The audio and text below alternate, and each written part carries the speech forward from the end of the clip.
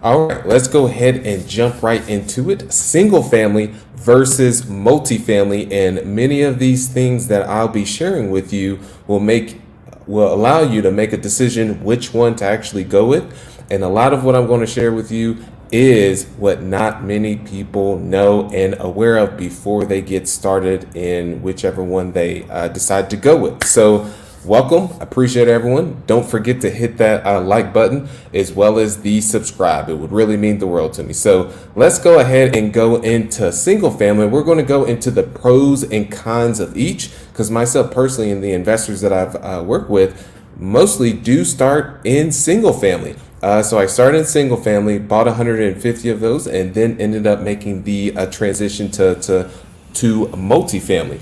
And so let's go ahead and jump right into it. Right.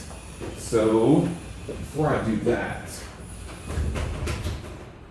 there was just a little construction that's going on in the background and do not want you to catch that interference. So when it comes to single family let's go ahead and go into the pros, which is there is a lower barrier of entry to get started. And what I mean by this is in the lower barrier of entry mentally, because not many people from the start, are just not able to go to, let's say, a threeplex or fourplex or even larger than that.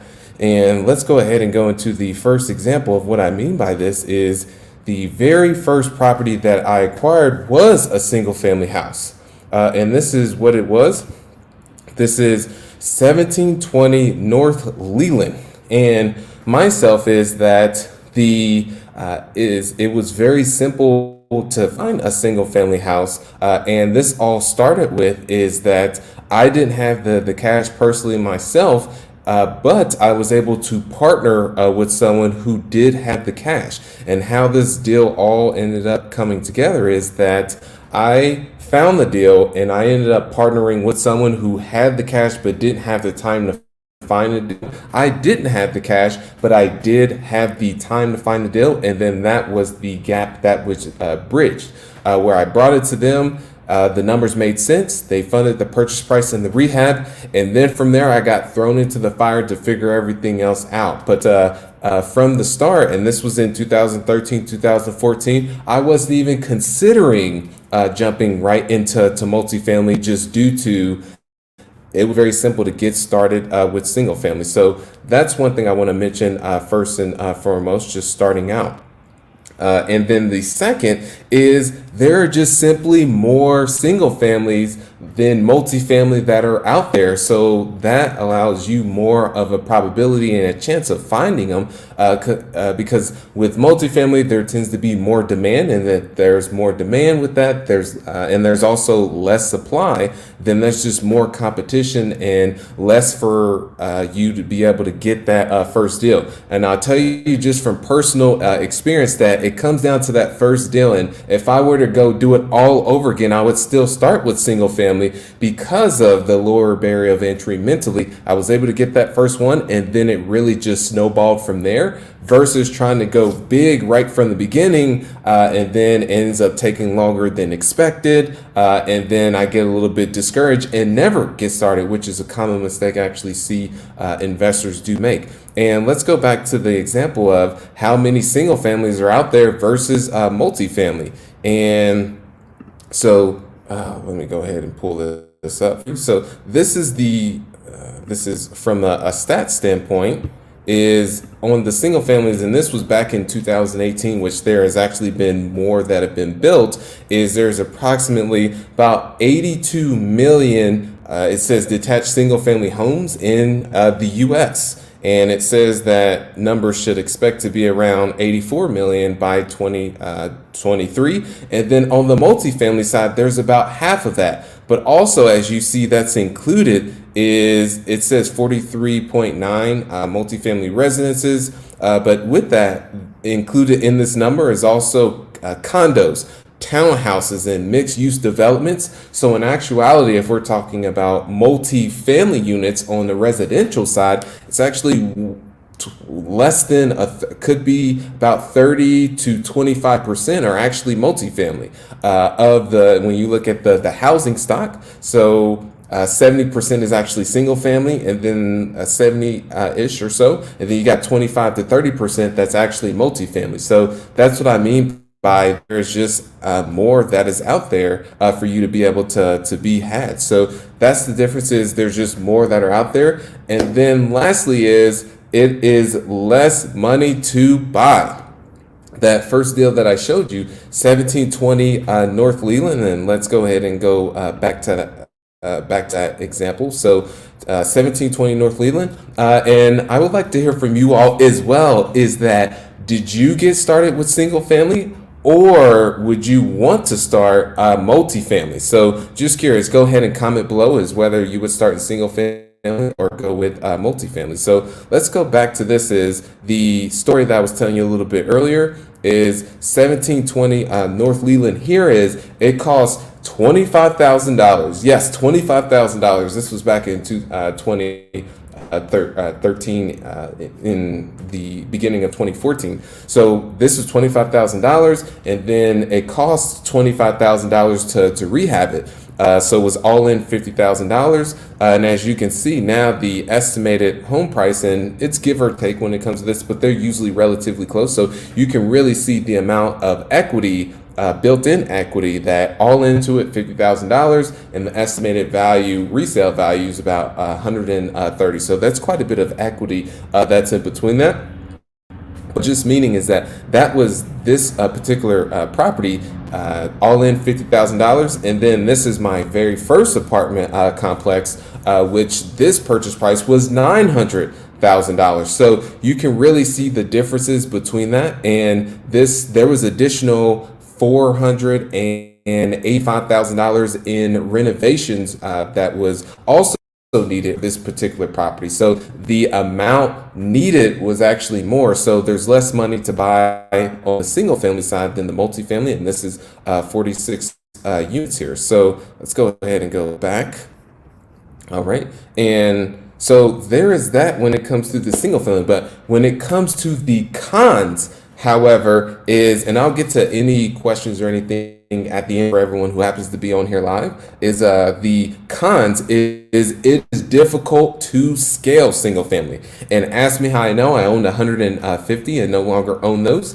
And those 150 or so, it was close to about 110, 120 transactions, because a lot of these were just not a package of 3, package of 4, package of 5. It was a lot of one here. If lucky, would get a package of 2 and even more, but it was a lot of volume. And also with that is that there was a lot of you had to look at a lot of deals in order to find that one. So that's the one thing, is it's very difficult to scale, and then also with self-managing that many single families. So there was a lot of employees that were behind that, a lot of moving parts. Had about 120 or so that were in Indianapolis, and the rest that were in Dayton, Ohio. So with that many single families floating around the city, is that you got let's say a maintenance request comes up, is you got multiple in one day, you got to send the maintenance guy there, up there, over there, over there. So very difficult to scale on that. And then all of the risk is single families, either you're 100% occupied or you're 100% vacant. And then if you have a mortgage on the property, the lender does not care either way. At the end of the month, it comes down to, okay, where is it's still due either way. So that's just one thing you have to consider, is there's just more risk with the single family, because you're 100% occupied or you're simply 100% vacant, and either way that mortgage payment is going to be due. So let's go ahead and adjust now to multifamily, which is my go-to. But if I were to do it all over again, one thing that I've mentioned several times to others is that I would still start with single family, because that's how I was able to easily get my foot in the door, and then the rest really just snowballed from there. So first and foremost, when it comes to the pros with this, is economies of scale, is that there are just more units in one location. And there's that. And then also is their one transaction, and let's go back to that very first deal here that is there. So this is Garfield Place Apartments, where when made the shift from single family and said, okay, now let's go multifamily, just due to all of those cons that I mentioned to you, is that, okay, now let's make the shift. And this was the very first deal, which was a 46 unit, and it was just one buyer and also 46 units all in one location. So that makes it easier from a management standpoint. And then also from renovations is you can put all the materials on site, and then also you can turn all of the units then and there, and you don't have to send someone here to another part of the city, another part of the city. It's just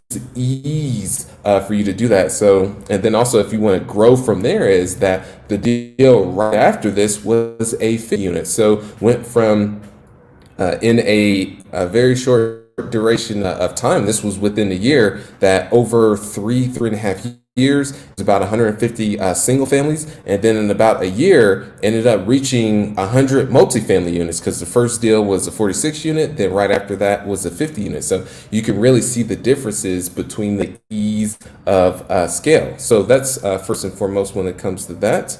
And then that the more attractive financing. Lenders actually prefer to provide financing on multifamily versus single family, and it's just due to those points of that. It's just from a risk standpoint, it's less risk because you've got more units, which is now me rolling into my next point, which is the diversification on risk. But is lenders prefer, and the financing is much more attractive on these types of deals.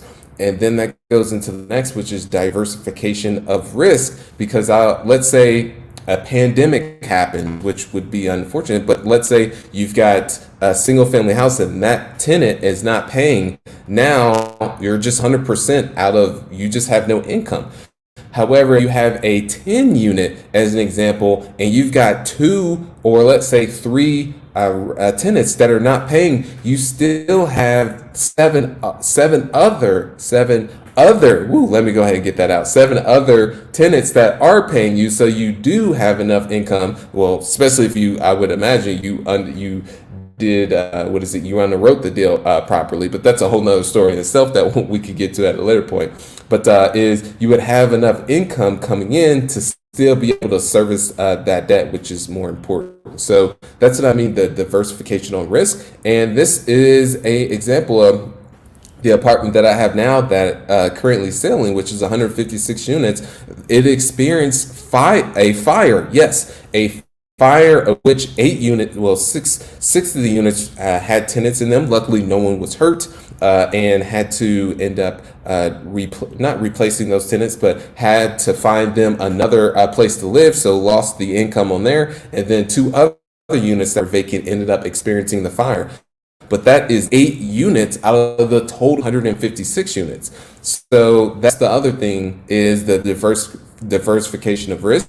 So just imagine if you had one single family and experienced a fire. Now you have no income on that whatsoever, and then now you have to get through the renovation stage and get another tenant in there, and now you've got income coming in. So those are the pros, but I'm not going to just go into all of the pros when it comes to this. I've got to show both sides of or share both sides of the story, is that it's a higher barrier of entry, and this is going into the cons, a higher barrier of entry from a mental.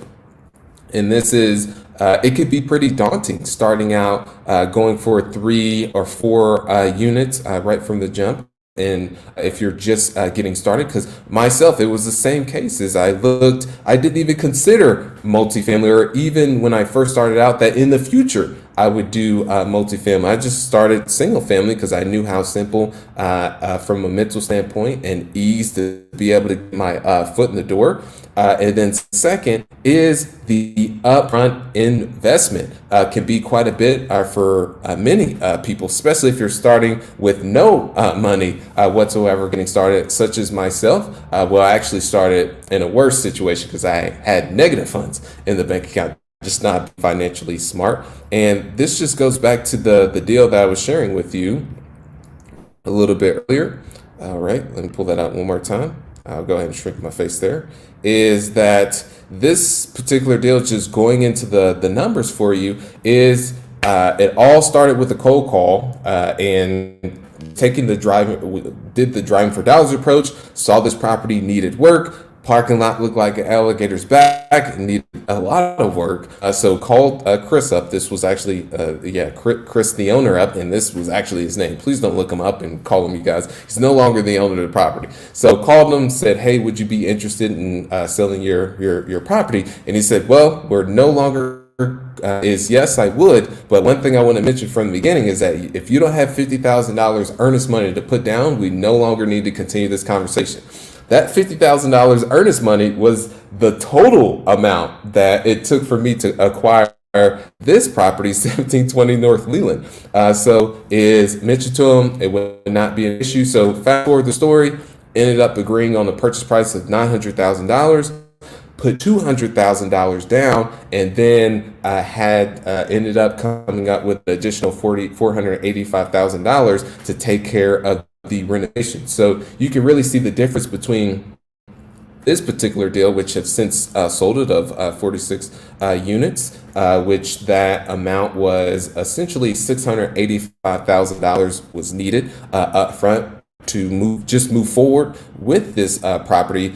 Versus this one, 1720 North Leland, it was $50,000. So, but it took a while in order to build up to this. It was about 3.5 years until it took to get to this 46 unit apartment complex. And all of those years of experience and multiple transactions on the single family side, then was able to take all of that experience and knowledge and failures and successes, much more failures I want to mention on that, and use that as when made that transition here to multifamily. So that's all I have for you all. Really want to, when it comes to this, I like to get in and get out to get you the content, that way to make the best use of everyone's time.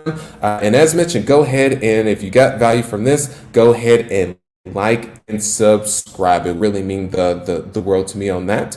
And comment below is whether you started with single family or do you plan to start with multifamily. But I'm going to go ahead and end off with this question from Daisuke Mori. How do you analyze a multifamily home, especially when you're new to investing? Same question goes for single family. So that is quite a loaded question when it comes to analyzing a multifamily home and also a single family, but I'll just go into it into a very high level. Is you'll want to be sure to use a calculator. And there's tons of calculators that are out there. Bigger Pockets has one. And you just understand, you want to take a step back and determine what your investment criteria is and returns that you want. As a prime example is what do you want as your cash on cash return? What do you want as your annualized return? Or another word for that is IRR, which is internal rate of return. But I want to keep this very simple. So you'll just want to understand those, and that there's other metrics too that you want to understand. And then you reverse engineer when you're underwriting deals and looking at deals in order to hit those metrics that you have in place. So hopefully that made sense, but that's a whole nother topic in itself when it comes to analyzing deals, which I actually do have on the channel. You could just search how to underwrite a deal or underwrite a deal in less than 5 minutes or make an offer in 5 minutes. So I appreciate everyone so much. I will see you next time. Thank you so much. All right.